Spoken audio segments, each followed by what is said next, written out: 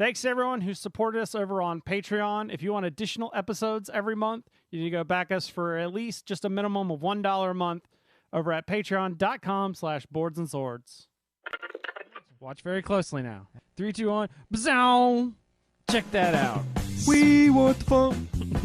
Gotta have that fun. Is it okay if it's okay if like when the bread touches the fries? Do I really want to just stand still and cast a lightning bolt? No, I want to avoid you and shove a lightning bolt across. I just crapped my alien pants. By the way, I just want to let you guys know. You hate all of us, and we're fired. I've released poison into the AC system.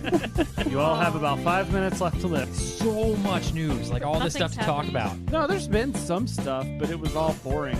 You didn't go with C. Well, you need to go with C. And our friends, we combined. You've told that story. We combined. Have I told it on the podcast? I'm pretty sure you told have. it. Well, I'm telling it again. Because I just realized as I was reading this that this game's already been done. They even made a show about it. It's called Yu-Gi-Oh! And go watch it. This is Boards and Swords. Man, that the beard's starting to get back to that nice and big bushy length. I'm gonna have to shave. I'm gonna have to trim it down here in a minute. But Don't trim it too much. Just shape it up. yeah. Just shape it up. But welcome to Boards and Swords. This is a podcast where we have fun talking about games. We have bad jokes, good folks, and most of the time we have some games. Who am I? I'm one of your hosts. My name's Chris Renshaw. And on the other side of this Discord call is my partner in crime, Mr. Philip Herbig. Hey, what's going on, everybody? Coming in hot. My finger wasn't fast enough because I was going to do that for you too. Oh, okay. You got to even be faster than fast because the lag and stuff. That's right. We do. So, unfortunately, we've had, if you listen to the last episode, we've been dealing with like a lot of technical issues, and I hope we've got a lot of them squared away this time. We're still having issues with streaming to Twitch if you're trying to catch us through there. But so if you're watching the video feed, for those in the chat watching this time, I'm not going to have the news stories up because that was just one thing I just didn't get to. I had to reset up everything and I didn't have time to do that. So you're just going to have to hear me. Which, speaking of which, let's talk some news.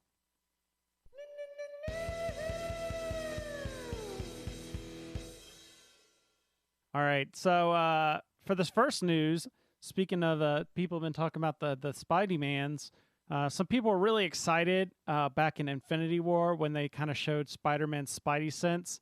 They felt before he was really missing the essence of the character. Yeah, there it is. And that is Renegade Game Studios introduces the Essence 20 RPG system, or if you follow the link in the description, it's the E-Scenes. You see that? The E-Scenes 20 RPG system. Do any of those websites still do that thing where, like, if you find a typo, they'll, like, I doubt give it. you a gift card or something? Well, you got to get a gift card to tabletopgamingnews.com. I mean, do they have a subscription part of their website? You get a month free. There you go. So from the announcement, behind the scenes of Renegade's upcoming Power Rangers, G.I. Joe, and Transformers role-playing games lies a brand new system, Essence 20. Read on to learn a little bit about this new system and tune in to Renegade Virtual Con Special Edition this weekend to see it in action in the new games and learn more about it from the creative team. Senior RPG producer Alyssa Teague also sat down with Forbes magazine to talk about Essence 20 and the Power Rangers role-playing game. Anytime, so you're talking about Forbes there, like I heard the shock in your voice. Anytime I do like a Destiny 2 search, Forbes is normally the first website that pops up with the article I need. So like they are getting into the whole they are branching out. They got one thing where they were like, guys, this tabletop gaming thing is huge. I know all about it, so just let me do it. And they're like, fine, do your articles about Warren Buffett and then just every now and then just do a gaming one. Put in a gaming article, yeah. And then I can still only read 4 a month. Crap. Right. So it looks like it's a D20 base system, go figure, considering it's called Essence 20. The core mechanic for resolving a roll is for the players to roll a d20 along with their skill die, ranging from a d2 to d20. Result of the d20 and skill die must exceed the difficulty of the test in order to succeed. Characters with a specialization in the skill being tested get to roll their skill dice and all dice below it. Oh. This just seems like a lot of complicated, a lot of extra complication just to make it different. Says the Dice Goblin. True, but I get where you're coming from. Yeah, I mean that I do kind of like the if you're specialized in a skill. Yeah. And hey, I roll a D10. All right, now you got a whole handful of die to roll with it. That's what it almost like. And another way of putting it is almost like somebody had a lot of dice and like, how can I make a game system that lets me roll like as many dice as possible? And you whiff on every single one. So somebody brought up a good point earlier, and there was a discussion like, man, this is a low blow to Wizards, because if you think about it, like, I don't know about G.I. Joe, but Power Rangers and Transformers are Hasbro properties. At least Power Rangers is now. Yes. And Hasbro owns Wizards of the Coast, which owns D&D. Yeah. So, but so somebody said that, but I'm almost like, I don't know if that's it. I don't know if someone was like, we need to make this into a role-playing game. Quick, call up Renegade Game Studios. The more likely scenario is that Renegade, who already has the Power Rangers license and has even the Transformers license for some stuff, was like, hey, we have the license for this stuff. What if we also made a role-playing game? Hey, Hasbro. And they call them up and be like, can we make this into a role-playing game? We'll give you this much more money. And Hasbro's like, well, we weren't going to make a role-playing game out of it. So, sure, we'll take free money. Yeah, might as well let somebody do it. So I think that's more of what it was. It was like they weren't making it, so Renegade asked if they could do it. And Hasbro was like, sure, we won't turn down money. Right? So not in this economy. Exactly. All right. So next up, did you know that you can order the real Godzilla on Amazon? It comes in a real monster of a box, though. Got him! So King of Tokyo, that game that just they keep Yellow That just won't keep die? that Yellow keeps putting out so they can keep having money to make all their other games. So they recently did a King of Tokyo 2nd edition, which was like a revised rule. I don't know if it changed too much, but just kind of tweaked some stuff. But now they got to re-release like all the content that they've done before. So this is going to be the King of Tokyo 2nd edition Monster Box, a new board game box set for release in Q4 of this year. It comes with this comes with 2nd edition. Okay.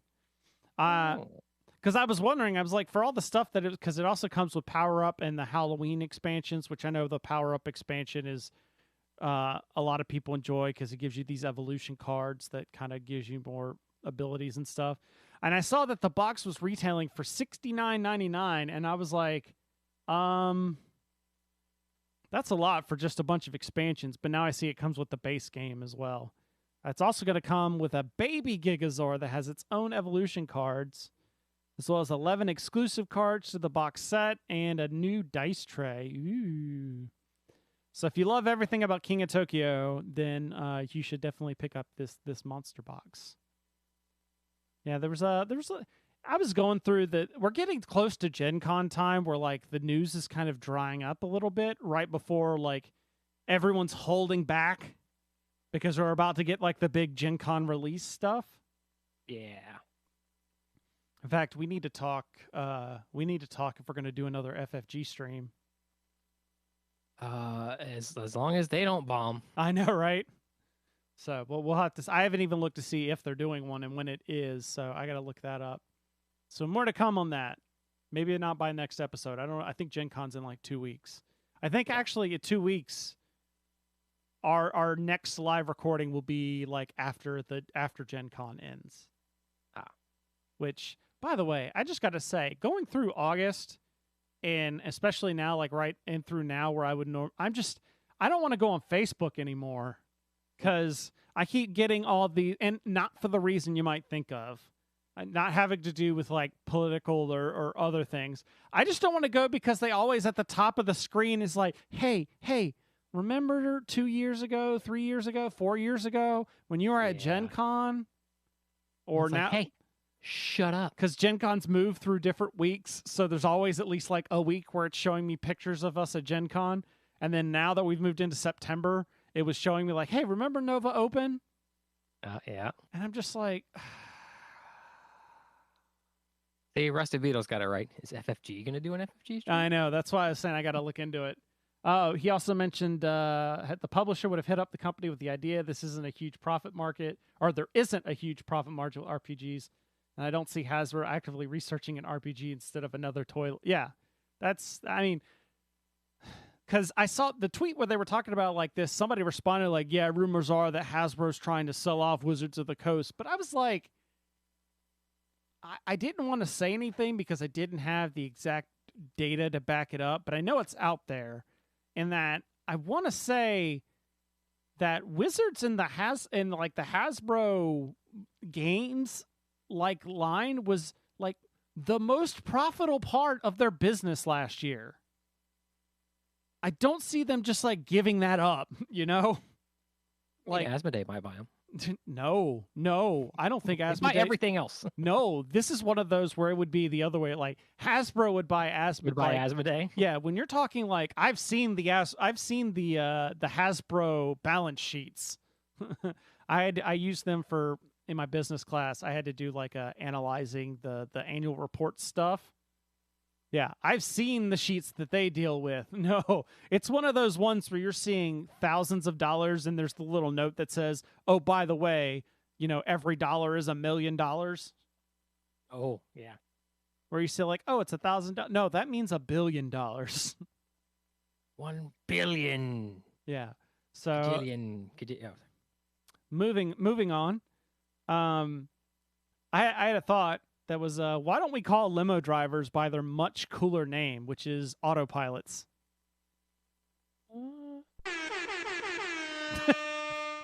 Okay, not sure how to take that reception. Atomic Mass Games is putting Star Wars Armada on autopilot. So this is from ICV2. Atomic Mass Games recently put out a statement that said, and by the way, Atomic Mass Games is the group from, it's the new miniatures branch basically in Hasbro that kind of absorbed all the Star Wars miniature stuff from FFG. Atomic Mass also, their first game was the Marvel Crisis Protocol, which has done pretty well. Actually, I think I've heard a couple of people picking up that they enjoy it. I haven't seen people at our local store playing it, but that's because we were in COVID times, and I haven't seen anybody since. But so they announced that it's currently not developing any new products for the Star Wars Armada miniatures line. Now, some people took this as like the game is done, but they say it will continue on without a new product pipeline. They said they continue to support Star Wars Armada game with reprints of existing products and with organized play initiatives in 2022 and beyond. And then goes on to say that the last thing they released was from FFG. And I got to say that like everybody saw this and they were like, the game's over. But they say here that they're going to continually put out reprints. And you don't do that if you're going to like stop. You're done with something. If you're done with something. Yeah, you don't. This is, which especially since they got all the X-Wing stuff and X-Wing is the more popular of the Star Wars games. It's like, we got too many eggs in a basket. We're doing this whole transition thing and everyone's mad because there's no X-Wing stuff. So we need to kind of like set this one on the back burner and focus on the big money makers. And then when we have the free, the free, what's the word I'm thinking of? Bandwidth. Yeah, when we have like the mental bandwidth, then we'll bring it back in.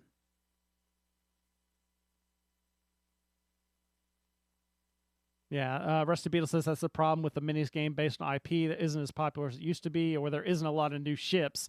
Armada is about capital ships, and there's not a huge list of capital ships. I always did wonder about that, but the people that like Armada really like Armada. Oh yeah, they do. It was a little too much for me. I tried it, but I couldn't get into it. So, all right. And then speaking of Asmodee, if you enjoy jousting, does that mean you enjoy pole-playing games instead of role-playing games? Asmodee is going to be releasing Zombicide Chronicles, the role-playing game. So this isn't somewhat new information. I remember when we heard that there was going to be a Zombicide RPG, I was all ecstatic, and it was like one of the one times that I took a press release and actually put it out on the website, and I was like, this is awesome. And then I read like the details of it, and I'm like, this is okay. Because like I was like, oh, the idea of being able to use like the boards for Zombicide with like it's got backpack slots and there's upgrades. There's even a hit point tracker and experience at the bottom. If you could somehow formulate that into an RPG, and then it's just like nah, it's like a normal RPG, but set in the Zombicide universe. And then you're like, oh, well that's mildly disappointing. But this new story, so it was, I believe it kickstarted as a stretch goal for the Zombicide second edition. So Asmodee will release Zombicide Chronicles, the role-playing game, a standalone role-playing game by Simon and Guillotine Games, in a retail on September 24th. Now here's the thing. I've not heard anybody say anything about this game, and ideally, I think, like I said, since it came out with the Zombicide second edition, I feel like I haven't heard any one way or another, so I could be wrong here. I feel like the Kickstarters have probably already got this. This is just it now going, the announcement of, oh, hey, it's going into the retail chain. But I've heard zero nada about this. And I don't know if that's a good thing or a bad thing. It could be a little of both. Yeah, because I don't know if it's just maybe the people that got it aren't, like maybe the media people who got Zombicide second edition aren't RPG people and therefore didn't get the RPG, or maybe the people that did get the RPG aren't people that are like very vocal on the internet. So it could be one way or another. But it is only $40. That's pretty cheap for a role-playing game. That is. I happened to be at our local store picking something up right when they were ordering. So they were like reading off stuff, and I'm like, oh yeah, get me one of those. Get me one of I'll take one of them. Let me just come around the counter and I'll fill out a wish list real quick. Well, because they were also asking me questions, because there's the new, they were putting in stuff for like, there's the new Arkham Horror model of expansions and such. Okay. And them knowing that I know a lot about Arkham Horror, so they were asking me stuff about it. So I think I've heard you talk about it once or twice. yeah, exactly. There may be talk about it later in this episode. Ah. So if you are interested in it, you can get your hands on it soon and talk about it. The Venn diagram, Rusty Beetle says the Venn diagram of Zombicide board games, miniature games, and RPG players has got to be hella small. You'd think so, but like the people that, like the people that do kind of like theater of the mind stuff, that's one thing. But the people that like having their miniature and terrain and everything for playing out their RPG, where it's like, I got to set up the dungeon and then people are moving it through to where it's almost like a miniature game with role playing on it. Yeah. I got to figure that was like the exact target market for this. All right. Last story. And this was more, this was more just to transition to what we're going to talk about first, but Games Workshop should sell helmet replicas so people can avoid COVID. They can call the promotion 6 Feet of Space Marines. And Games Workshop has announced a Warhammer 40K Imperium magazine. It's a weekly hobby magazine series, but it's only available in the UK right now. It launched on the 25th, so 4 days ago from the time we're recording this. And each issue contains guides on how to assemble and paint various models. And you might be thinking, what's the difference between this and the White Dwarf, their thing that they've had running for forever? it comes in a standard and premium option. The standard option gives subscribers tools, brushes, binders, and art prints, while the premium option features a 4-army collection for subscribers, 1 per issue. The armies in this collection will be for the Chaos Space Marines, Tyranids, Tau, and Orcs. So it's going to be a miniatures game, or a miniatures-based magazine with an actual miniature in the magazine. Which, that's kind of neat, especially if you're going to use a magazine format in an era where everybody's getting stuff digitally. Yeah. Where it's like, oh, hey, we're going to teach you how to paint this mini. Here's the mini. Now we're all going to go step by step through. You know, it's like, here, we're going to paint this Space Marine and go on detail on how you can learn tips and tricks on your other miniatures, but you're going to practice them on we're going to show you how to do it on this Marine. You know? And then take brush number 4 that we provided you in its own little baggie. Yeah, exactly. Take brush 4, use it in whatever paint, paint it on this. Okay. So that's what was that? How much? How much? That's my question. That's how the much? question. Yeah. Now the problem is it would be because it's only available in the UK, it would be pounds. So that was too much work for me to go figure out. Beetle says the magazine would sell well in the US, honestly, but they won't sell it here. Makes their US customers angry. I don't understand. Is it just because making them angry because it's an additional?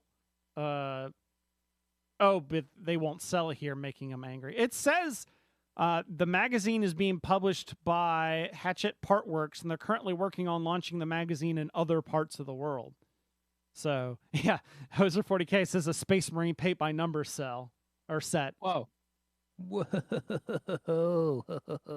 What's that? Oh, so I just went to the... did you find out how much it is? Yeah. £3. £3? Issue number 1 includes your magazine, Primaris Lieutenant, Royal Warden, gaming mat, dice, and ruler. Just £3. Well, $2.99.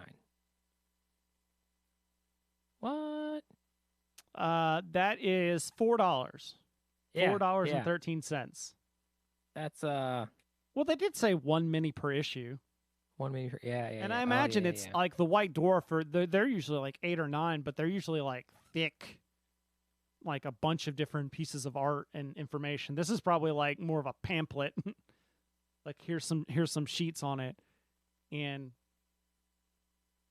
the first couple of issues have an intro price. Yeah. No, that's kind of what. Well, no, this is like get 1 free issue and 5 fantastic free gifts. 1st, 3rd, 4th, 5th, and 7th.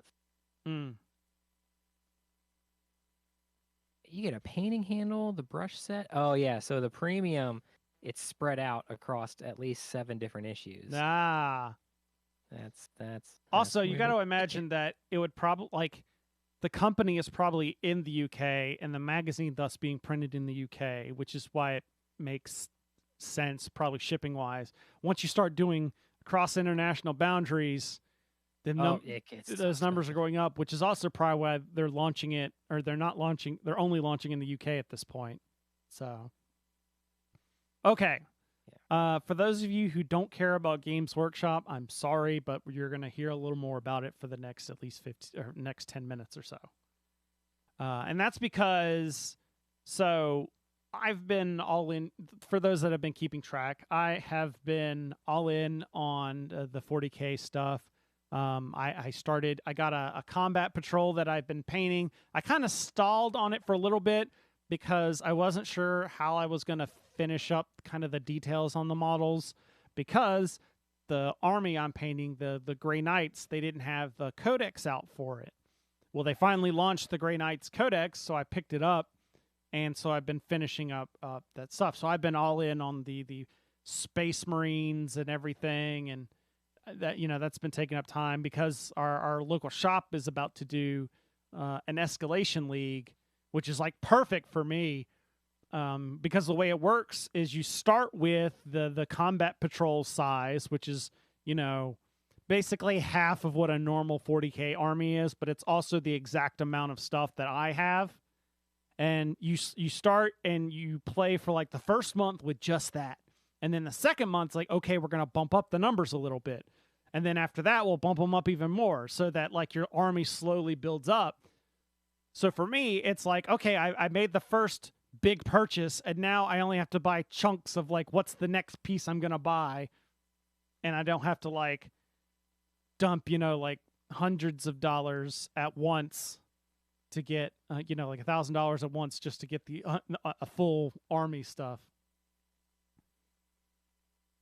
So I gotta finish that up. I think the first game is like this coming Saturday, the Saturday after recording this. And Rusty Beatles saying Combat Patrol's 500 points, which yes, they do it by like a power rating now. And then he says a full game is 2,000, and no, not necessarily. Depends. I guess the new version of 40K, they really try and emphasize that you can slide that scale either way. So I've seen a lot of people be like, "Oh, I've got 1,000 points," or in the 40K group, like, "Oh, I want to do a battle that's 1,500 points," and like, "Okay, well, I'll put together a list and stuff." Or so we'll see how it is. And he says escalation leaks, killing your wallet softly. So, I would show off the Grey Knights, but I figured at this you wouldn't see them very well if I just showed them up to the camera. So once I can get the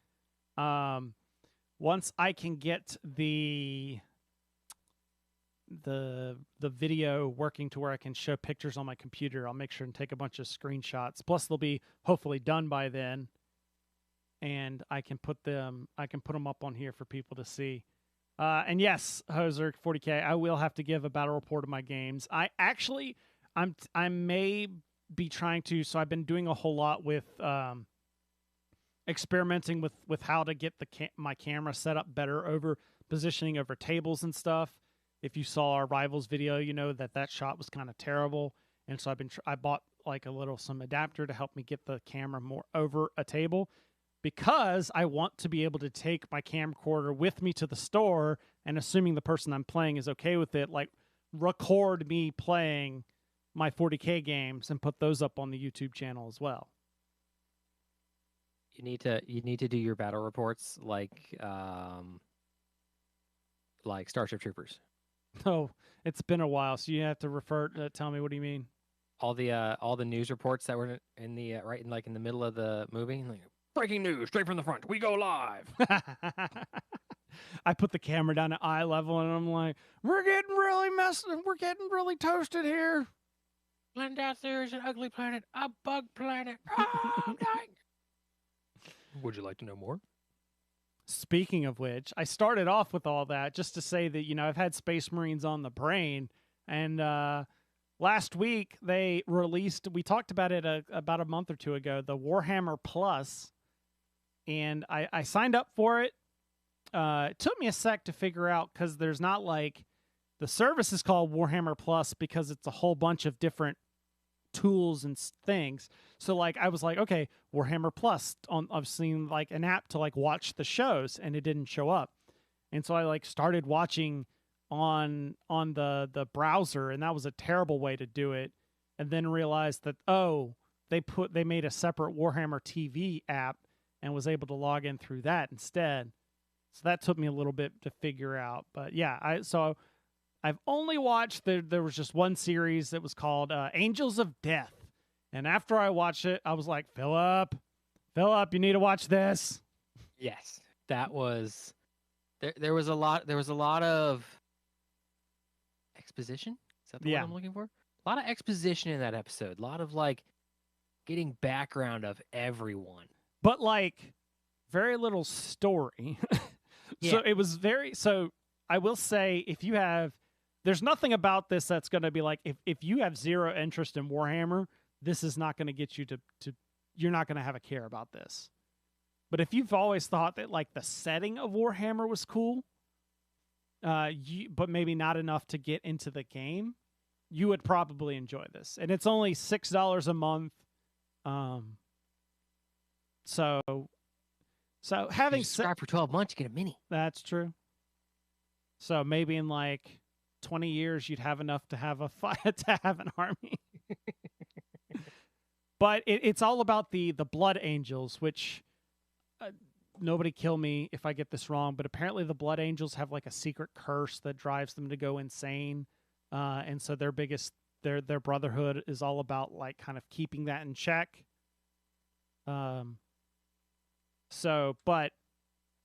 it's awesome. Granted, I don't know who's doing the animation. It's not exactly perfect, like.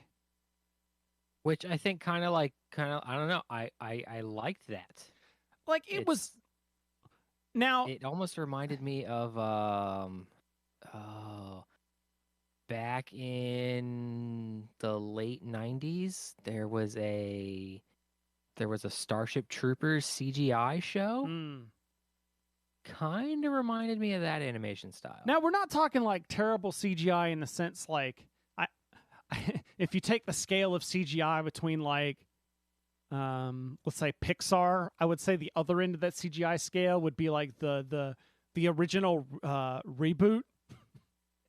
Like that's the other side of that slider. I would definitely say this is on the far away from that. The only problem that really got me was the mouths looked weird when they would talk. Yeah, the mouths did look really weird. Like just I don't know if it was maybe there's a compression thing, so maybe it just wasn't matching up. Like I have that happen. I have to deal with that whenever I do the streaming video, where sometimes my mouth doesn't line up with the words coming up. Oh, because the video is a little slower than the audio. So I don't know if maybe that's it. Like somebody didn't sync up the video and audio, but just the mouth movements just look weird. That's like as soon as they put on their helmets, I was fine with it. Oh yeah, exactly. Which was like the last 45 seconds. Yeah.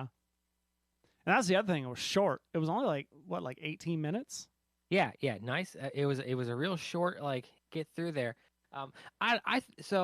Based on your response to my text message, I think you and I may have misinterpreted, or maybe you misinterpreted how I was trying to say. Hold on, I got it. What did you say? I'm trying to. Find when I was like the look on the sergeant's face when they got that message from the captain. Oh. When they got the captain's beacon, so like the sergeant, he was arguing that he's like, no. We got, Captain knows our orders. We can't get a hold of him. We gotta go. Yeah. And that other guy was like, no, we gotta stay for the captain. And then like as soon as that beacon came in, the look on the sergeant's face was like, damn it, I'm trying to leave. All right, I did not want you to win this argument. I was trying to go home. Right. Now we got to go down there and rescue the captain because we got this damn signal. Yeah, I was talking about the other dude, which again, that also had something to do with it. Is that because I know that there's a lot of like lore into the fact that a lot of Space Marines are very kind of like the same kind of stock and grown kind of thing. Oh yeah. So a lot of the characters looked very similar. And then two, just the way it has that kind of dark undertones is that if there are a lot of detailed differences, you're not seeing them. Nope. So once they got in their armor, I'm like, okay, okay, that's the Death Squad guy that's got the black shoulder guard. Oh, yeah. Oh, and hey, look, they got their names on their right one. Hey, I know who that is now. Yeah, but I was talking about the other guy who was like, as soon as he got the sword, he's like, 2 of the dropships! Yep. That was all cool. So, yeah, sorry. It was small spoilers. Spoilers. There's dropships. Yeah. We can't really spoil the story because there wasn't that much story in the first episode. It was all setting. There was one guy in a church. There was one guy in a nursery. There's a ship mistress. Yeah, which I think that's supposed to be like the captain of the ship. You know, like how you have your Navy captain, but you'll have like a Marine platoon on the ship. Yep. Yep, That all makes sense. I mean, there's also another. Did you watch? There's another series. I haven't had a chance to watch that yet. Oh, the box right next to it. No, I didn't click. Yeah, I haven't clicked. That's supposed to be more of a traditional, like more of a 2D animated thing. Okay. But I haven't watched it yet. There's apparently like 3 episodes of that, and like every Wednesday will be when the new episodes drop. So I will say that It's very promising. It definitely, I feel like they definitely nailed the vibe. Like it, you know, I talk about like the details and everything being kind of like dark and stuff, but that's the setting. Like it is that grim dark, you know, like there are no good guys in 40K. Like 40K. Yeah, there's just like guys who are not as bad as everyone No, it's else. not even that. It's more of everybody's just equally terrible. Oh yeah. I haven't actually no, I think I did follow him. There's a guy on TikTok who he'll just like react to comments. Oh, you want to know about these guys that get their bones hollowed out and get wings surgically attached to them? Yeah, we're gonna go on them for a minute and a half. Yeah. Or he talks about the giant tanks that have a dead space marine in the life support Titans pod as their pilot. Yeah. Or that basically the way that Space Marines work is that you have to believe that the Emperor is your god, and if you don't, you're just executed for heresy. Yep. Like, no joke, that's legit what every human in the galaxy. But like it nails that tone, like it just makes you feel, you know, it feels that setting. But if you're not playing 40K, you may be like, why the hell would I pay money? But like, even if, like I said, you're interested in it, I know a lot of people that are like, you've played the Warhammer, maybe some of the side games, you're interested in the lore, but you don't want to shell out the hundreds of dollars to play the miniatures game. Then eventually, I feel like you might want to check this out. Like, give it like a couple of months to where there's a buildup of episodes. Yeah. There's a buildup of episodes, and then you know, pay it's $6, binge it all, unsubscribe the next month, wait for a year until there's a whole bunch more stuff. So maybe check it out. Rusty Beetle says the problem with Warhammer Plus was the lockdown on fan-made content. They want people to sub, so it was removing people's fan animation and fan lore vids. I mean, people got upset about that, but like, that's the risk you take with fan-created animation and lore videos. Like, that's that season. I mean, it's the same thing when Marvel and Disney stuff comes in with like the Banhammer. You know, you go making a custom thing, like that's just protecting their IP. You know, if we're gonna get into that, then we're gonna have a serious discussion about copyright laws. Yeah, I would say that feeds more into the when Lucas did all the like deleted the canonicalness of all the extended universe and all that stuff. Well, you mean because like Disney technically did. It was never canon, but the way I looked at that stuff is like, okay, we had episodes 4, 5, and 6. Then we didn't have a damn thing until episodes 1, 2, and 3. So like we put something in there to fill the gap. And even then, that was still that was the pre-Disney days where they were a little bit more open with letting people, and in fact they used to have like fan film festivals where people could submit stuff. They were all in on that. But then when it became a Disney like when George Lucas was like, okay, I'm done, and then Disney was like, okay, we'll take it, then Disney was like, nope, Banhammer, we're gonna reset, we're gonna get rid of all these books, we're gonna set up our own new I mean, that again, that just comes, if you want to talk about the worst people about having to deal with copyright law, it's definitely the folks at Disney. There was a recent. I saw something somewhere, and this is definitely a not safe for work type thing. But it was like, if you're gonna make an adult type video with your significant other, have a Disney movie playing in the background. Oh yeah, because then if it ever gets leaked, Disney's gonna be all over it to get it removed. Yeah, I've seen that.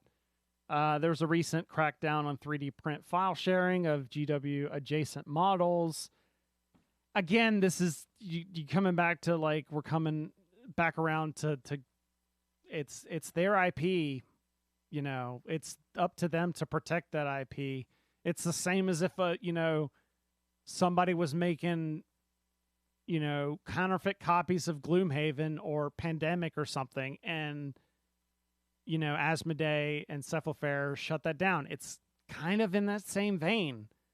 I mean, but you see, theirs was dun dun dun dun dun dun, and ours was dun dun dun dun dun dun. It's totally different.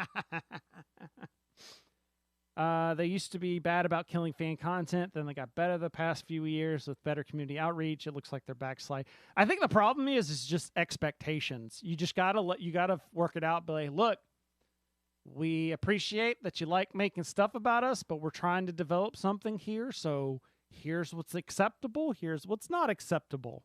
As long as you're within those guidelines, cool.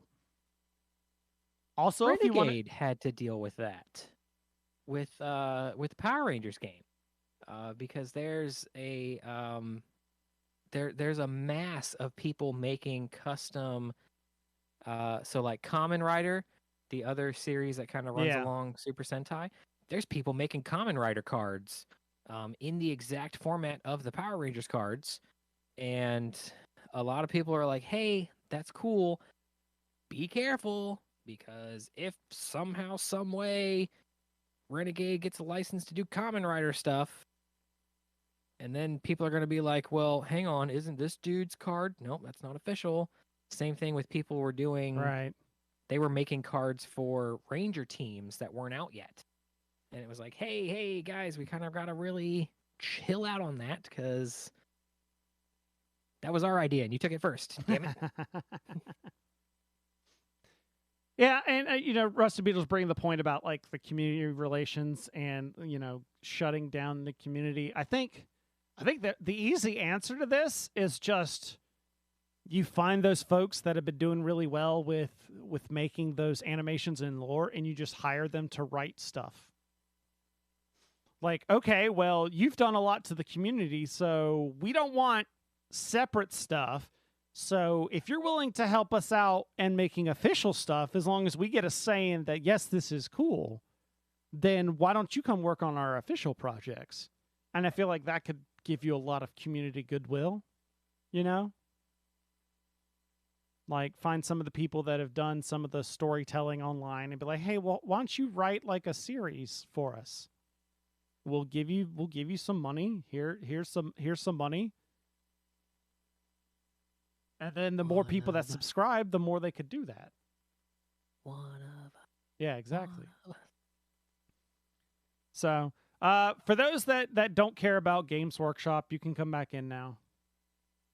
Instead, I'm going to talk about my other fascination, which is Arkham Horror. Actually, Philip, why don't you talk? Because you were telling us about some comeuppance.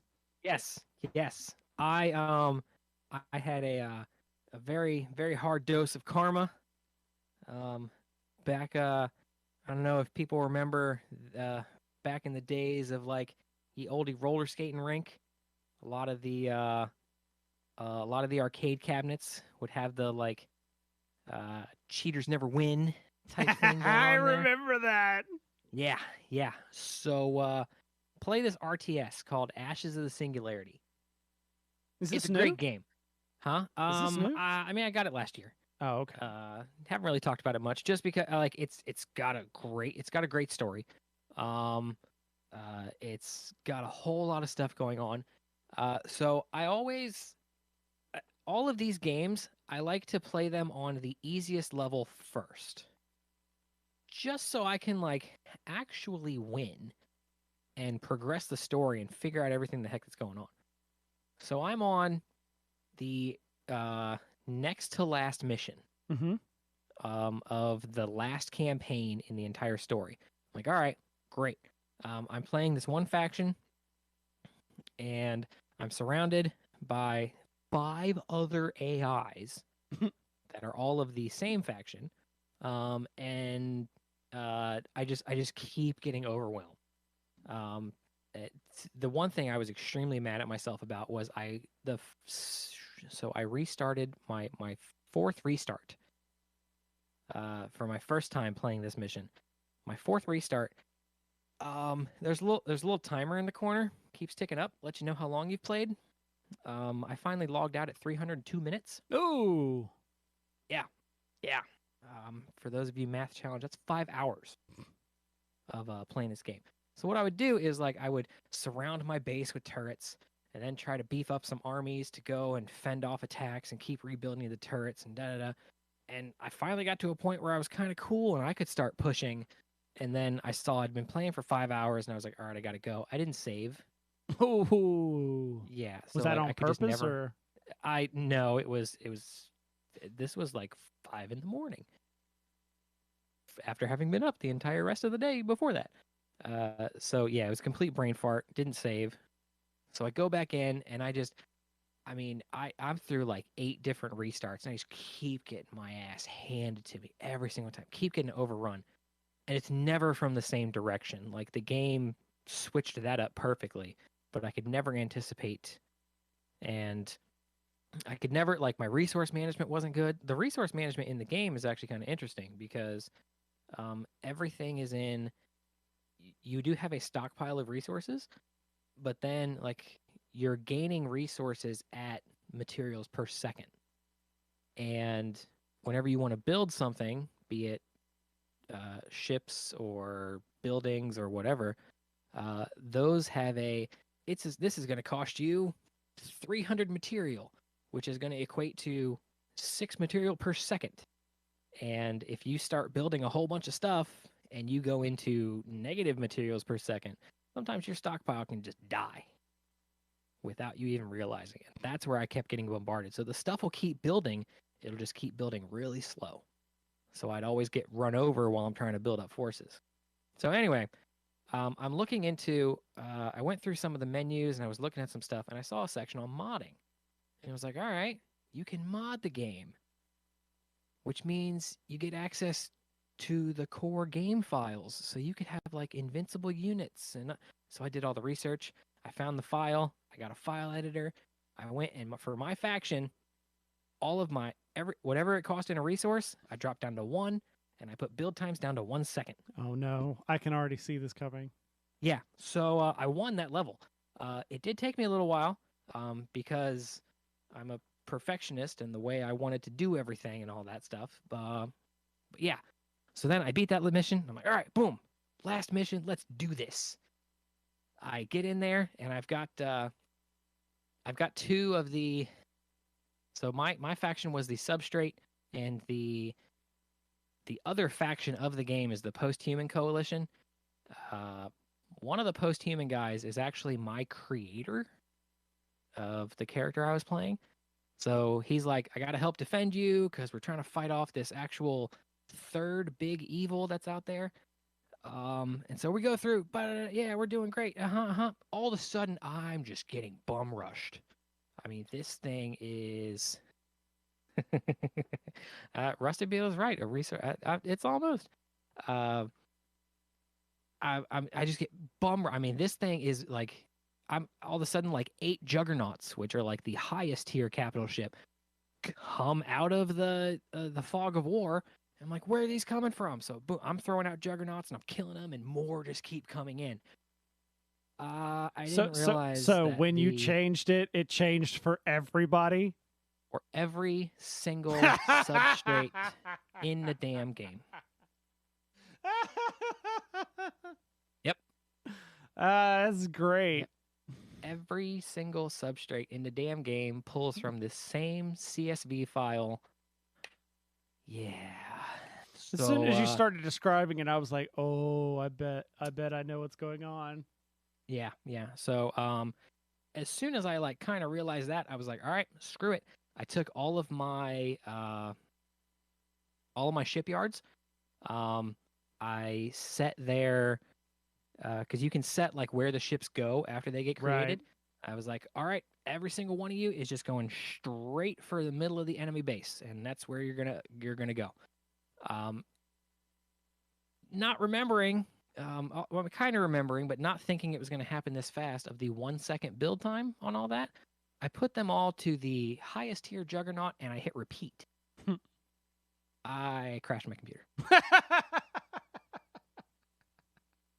The graphics card and the CPU were kicking so hard that it just gave up.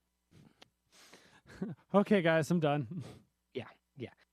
It looked really cool. I wish I could have had like the presence of mind to take a picture because I obviously was not going to screenshot it. It looked like it just looked like a snake, just these 5 snakes coming out of these shipyards, just the way they were stacked on top of each other. Yeah, that was so that's your lesson, kids. Cheaters never win. The game will find a way to karma turn around and let you have it back. Yeah. That is hilarious. So one more thing before we move on. We actually have a third topic piece today. We do. And I will say that you'll recall that I got all excited because a couple years ago there was the April Fool's joke where Fantasy Flight Games made Barkham Horror the card game, and everyone was like, "Oh my god, I have to have this." And so then they were like, "Cool, well, we're gonna make it a thing now." And so it released last year. It was a very limited sell thing. There was limited quantities, and I wasn't able to get it. But somebody else managed to find it for me and send it to me. Well, I finally got around. I finally got because we had been playing, even though that all of us are now in our group are now vaccinated. We were in the middle of a campaign where we had 2 different decks per player and switching between the 2. And I was like, this is a setup that would be a lot better to do on the computer still. And then when we're going back to a normal campaign, we'll go back to playing all together. So I don't have to like remake decks every single week, because I don't have enough cards to make 8 different decks. So before we switch over, we're about to start playing Innsmouth. So the first time we had everybody here playing on the new game topper, but we decided to play Barkham Horror because Corey really wanted to play it. I wasn't going to push it because I know it's kind of a niche thing, but oh my god, it's like if imagine. I mean, I know I'm not a dog person. I'm a cat person. But imagine if I were a dog person and wrote an Arkham Horror scenario. That's what Barkham Horror is. It's so full of puns. It's so full of just references to stuff, all sorts of things. Like one of the main characters in Arkham Horror, the card game, is it's like Skids O'Toole. Well, one of the dog investigators is Skids O'Drool. And like instead of Jacqueline Fine, it's Jacqueline Canine. Like I was playing instead of Mark Harrigan, you had Bark Harrigan, and he had a Catling gun. And like one of the different players, instead of they buried cards, like you would dig and bury your cards, and then you could dig them up later. All sorts of things. There was another person that could do a sniff check at a specific area to get to get bonuses on their investigation. Like they went all in on this, and I loved it. It was so good. It's also not a very hard scenario. So this is someone like you're trying to, especially given the setting, it would be a great way of teaching people Arkham Horror because it's only a single scenario, but it's not an extremely difficult scenario, so that you could kind of teach people in a cutesy, fun way, and then get beaten to death with the actual horror that is Arkham Horror later on. But it's great. After we played it, I was like, I need more of this. Like, I need Fantasy Flight like every year at like April 1st. I need a new one. I just need this to be a regular thing. Like, this is great. Right? Yeah. Like, take my money. So many of the April Fool ideas are like amazing ideas that need to become reality. That's what happens when you allow yourself to like not think about what will actually make money and be like, what's a funny thing? And then people on the internet are just like, I want that thing. So that's what makes the money. If you can find it, and if you're a fan of any of the Arkham horror stuff, and you need the core sets still because it's not a complete standalone product. But if you have it or you're interested in Arkham Horror the card game, you got to pick up Barkham Horror. It's great. So, and then so for our last piece, but before we get to that, Philip, you want to talk about Patreon? We can talk about Patreon. So it's you got two ways to get there. You can go to boardsandswords.com/Patreon, or you can go to patreon.com/boardsandswords. We we like to be original and mix stuff up like that. For $1 a month, you can back us, help us out, let us know you appreciate what we're doing. You'll also get access to all the random stuff Chris and I do before and after the show, which some of that's great, some of that is really cringe, but that's part of our. Hey, the past couple of episodes when we had Corey and Heather on, there was some actual like good stuff in those bonus bits. Right, that's right. We had guest hosts with us, so every once in a while, there might be some guests. So support us. Let us know you like what's going on. Higher tiers, Chris Bunch does a bunch of stuff. He sends out die. He makes really good bad jokes on your favorite board games. It's a whole thing. You got to get in on it. That's patreon.com/boardsandswords or boardsandswords.com. And Philip, but I haven't made the changes to the Patreon because, as I said before, that just the Tangled in the Slipstream podcast stuff in RPG is not going to happen. But I had to figure out, okay, well, what am I going to do instead? Like, what's going to happen instead? And so I sent out some ideas to Philip, and he was like, yes, let's do that. So I don't know the numbers as to like what goals we'll have to hit to do this, like what makes sense. But ideas that I've thrown out is like maybe the next so like our first goal is at like $75 a month is where we'll do like patron once a month kind of like special video chats, maybe like some Jackbox games or some roll and writes or stuff that everybody can play. And then I'm thinking maybe above that we'll do like another kind of bonus in addition to the bonus bits that you're getting. We'll do a separate recording, so you're getting a patron exclusive recording once a month, or excuse me, 4 times a month, so once a week. That'll be probably like the ideas I had thrown out were like, okay, what if we just did a video? What we did video where the patrons get to vote on a TV show or a movie that we'll watch like a couple episodes from and then chit chat about. And then I was like, okay, well maybe at a higher tier we'll do like, because I know there are some fans, especially me and Philip, and I know at least Rusted Beetle, that love Stargate and everything within. And it was like, okay, we get to a certain level. Philip, I just do a Patreon only Stargate podcast thing where we'll just deep dive 1 episode a week and just watch all from the get go. We will MST3K that. Yeah. So you're only going to get that if you go to patreon.com/boardsandswords. And with that, I needed to make I wanted us to have some extra content in here. So I went to BGG, the Board Game Geek, and I found like a thread that was really hot. And I don't know if we'll follow. I probably won't read like all the responses, and I probably won't even read this per se, but I saw that the title, "Are you a gamer or do you need a safe space?" I don't necessarily like that title because a lot of people get... Are you a social gamer? Yeah, what did I say? Safe gamer? You just said gamer. Okay, are you a social gamer or do you need a safe space? It's kind of... the way it's written is kind of weird.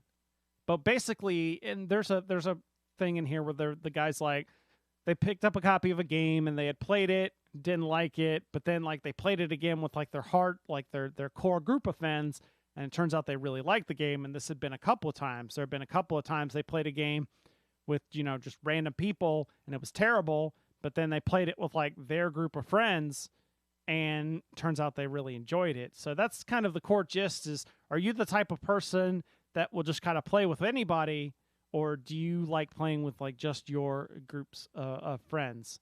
And I just wanted to kick around that discussion for a second and talk about that here. So what do you think, Philip? I think I know your answer, but I just want to hear you say it. I definitely enjoy so I mean, like I tell people, I've whatever. Remember this thing where I've told a story before? I'm gonna tell it again. Yeah. When we went to Gen Con the first time, and like walking into the big play hall where everything was set up, and just walking around and being like, I want to sit down with you guys. I want to sit down with you guys. I want to sit down with these guys. I wish there was like 12 of me because I need to spread out over here. Actually, you guys are doing that wrong. Give me a second. I'll come show you how. Like it was just, being surrounded by all this stuff. And I really, whoa, Beetle. You have to tell people, ice, buddy. You have to tell people for the audio. Rusted Beetle posted in the chat, I don't like Munchkin, but I would probably enjoy playing Munchkin with the right group. Thin ice there, buddy. Thin ice. Anyway, so like, and it was fun sitting down with a lot of with different people and seeing some of the like the different play styles people have and how people want to do stuff. I did enjoy that. I will say, if my options are sit at a table with a bunch of new people, or sit around a table with you, Heather, Mike, Chris, Corey, Jimmy, Sandy, like I'm gonna sit at the table I know. I don't know if that's necessarily the crux of the question, because I think there's not going to be someone like, am I going to play with my friends or am I going to choose to play with other people? Everybody's, for the most part, going to say they're friends. Yeah. I think it's the more of like I will say, like, if, for instance, if Colin and Cindy were still here on the podcast, I would put money on the fact that they would say, like, they kind of need to have that. They'd rather play separate, not as a, well, I'm going to choose this over this, as the idea of just that social gaming with just, go into a store and play doesn't really interest them at all. They'd rather just do invite some people over into a, moderated space, if you will, to where you get to kind of control the atmosphere. And I think that's kind of the gist of it. Like, are you the kind of person that is perfectly fine going to like a game store, sit down and play with just whoever, or going to a convention, sit down at a demo table? Or are you the kind of person where that, may cause you a little bit of anxiety, or you may have had some bad, or for whatever reason, you're just like, that's not really for me. I would rather just have everybody in my nice, quiet home with my expensive game table. And so I think you and I, this is where, Philip, you and I have both been that kind of like, we'll just sit down and, all right, we just want to like play games and have good experiences. Cause it's like, yeah, I would like to play with my friends, but here's the caveat, is that my friends don't always like playing the exact same types of games that I do. So like there's things like Arkham Horror and stuff where it's like, cool, I get those regularly played, thankfully, because I have a group of people that like to play it. But there are some, like, as I found out with the Rivals thing, like the kind of aggressive negotiation stuff. Corey said she hates that. I love those games. Talking about the secret alliances under the table kind of stuff in Twilight Imperia, I am so down for that. So I'm not going to get that experience with her, or, if it would have to be like, it's not going to be as fun playing it with her because she's not going to get that enjoyment out of it as well. So there I have to kind of open up, be like, okay, what other group of people am I going to play with? Or if there's a random people at the store, like, hey, I'm doing a Twilight Imperium game. I've got this many slots, come sign up. I'm like, I'm in, I'm doing it. Who's got 12 hours free? Hey, depends on the number of people. You can get that down. But at the same time, I have kind of changed on that, and some of that might have to do with just the pandemic in general, where I'm just used to being like by myself. Like I can't go to the game store anymore and play games. Like as of like right now, like I've tried, when our group doesn't get together for Fridays, I've gone to the game store, but there's just so many people. Like I sat and I played some games, but then I got the heck out. Like they had the board game group had like a big, huge not big and huge, but they had like a big yearly kind of thing that they used to do all the time, but it got held off because of the pandemic, where they get together and like, here's all the stats of all the games that were recorded on the board game nights, and here's the people that played the most, here's the games that were played the most, and all that. I didn't go because there's so many people, and like I go to those things because I want to play with like of the group of people. I only get to see like maybe there's a handful that I only get to see at those nights, and then I never get to play games with them because just the way that the game nights are, where I'm playing games with this group of people, and then I never get there on time to play with that group of people. So it's just kind of like, it's just a lot of, these days, it's just a lot of hassle.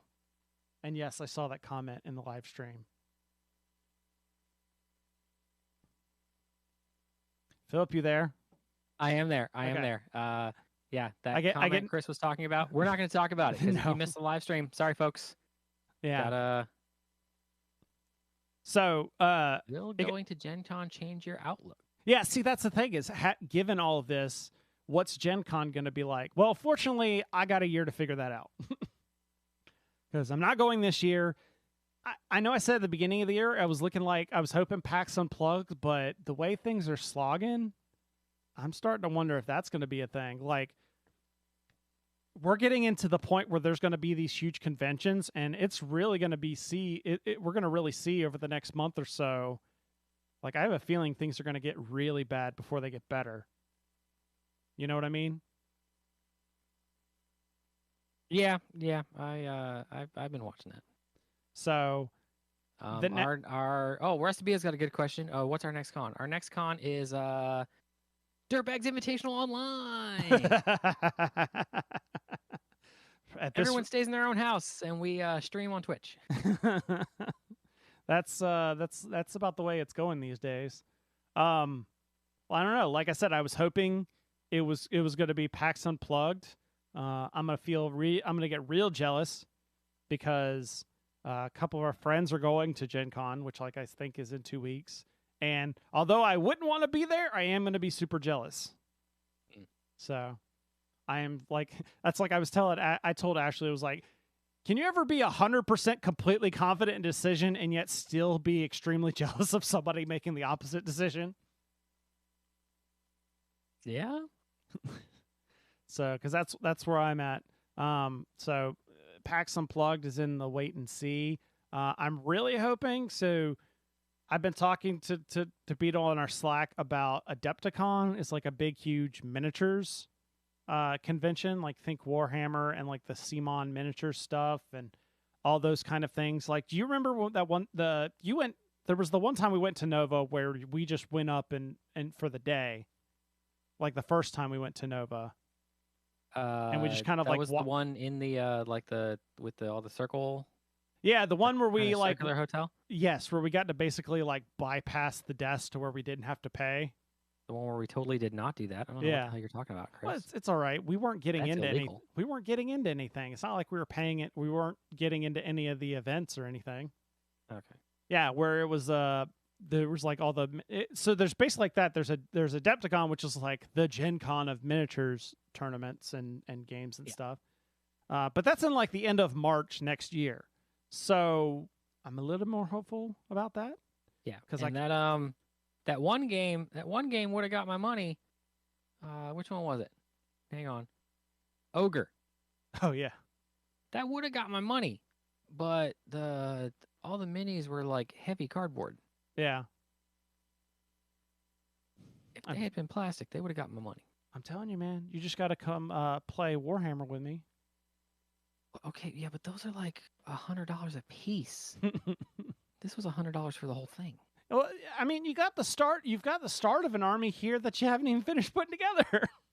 You are not wrong. You got the start of 2 armies actually, because you had both the sets in there. That's right. Plus, they got the there's a new box set for the Grey Knights and the Thousand Sons. That's each got a whole army for each thing. It's like $150, $175. But like, I'll take the Grey Knights. You could play the Thousand Suns. We just split it in half. Silence. Oh, that's right. You can't see me on camera. I was looking at my wallet and crying. So, I'm sorry, little buddy. yeah. So, Adepticon might happen only because it's also it's a month away from Ashley and I's 10th anniversary, and Ashley had some YouTubers of hers go to Chicago recently, which is where Adepticon is, and she's really excited to go visit and tour Chicago. And I'm like, okay, well, let's just make it a big deal. We'll go for like a week. I'll go to the convention for like a day or two, and then we'll hang out in Chicago and make it like a big thing. And I think I got her on board for that. Because like she has no interest in the gaming stuff. Like I read her some of the stuff going on. She's like, no. But yeah, so that might end up being. But again, it's all gonna depend on how winter goes. Heck, tomorrow Chloe starts school in person again, and I'm all kinds of worried about that. But well, that's right. School's not back in session yet. Well, yeah, because I usually like to wait closer to Labor Day for us. But I don't have a little crumb snatcher, so I never pay attention. Well, you'll notice when the school buses start making traffic worse again. I close, so I never have to deal with that. That's true. You typically do that. All right. That's gonna kind of put a. I think we did all well and good. So let's put a stop to this, because we got bonus bit stuff we got to record. We do. We want to thank everyone for hanging out with us in the chat. Rusted Beetle. I saw someone else's name in there. Hoser 40K. Hoser 40K. There he is. Sorry, I had to scroll up. Beetle talks a lot. All right. We want to thank you guys for hanging out with us. You can check us out every other week on the live show. boardandswords.com/live. It's going to have the schedule. It's going to have the links to the streaming channels when the streaming services decide to cooperate with us. Check us out on all the places. Check out boardandswords.com for everything else that we do and have done and might once again do in the future. All right. You can email us comments and questions. You got them. We want them. feedback@boardsandswords.com. We're also on social media. Facebook.com/boardsandswordspod. Hey, you can actually watch the show on there as well. And also, I'm on Twitter @boardsandswords and on Instagram @boardsandswordschris. You can find me on Twitter @PhilTheDirtbag. This podcast is also part of Punchboard Media. For other great gaming podcasts, check out punchboardmedia.com. And thank you once again for listening, for watching. Check out, once again, patreon.com/sportsandswords to help support the show. And we'll be back in 2 weeks with another show. In the meantime, remember that every gamer has a story. And I'm sorry if on camera, if you've been seeing me spin around this fidget spinner, because instead of moving the microphone all the time, I just decided I needed to have something with my hands. So I'm sorry there. The actual moral of the story is cheaters never win. Every gamer has a story, and Phillips is that karma's a B word.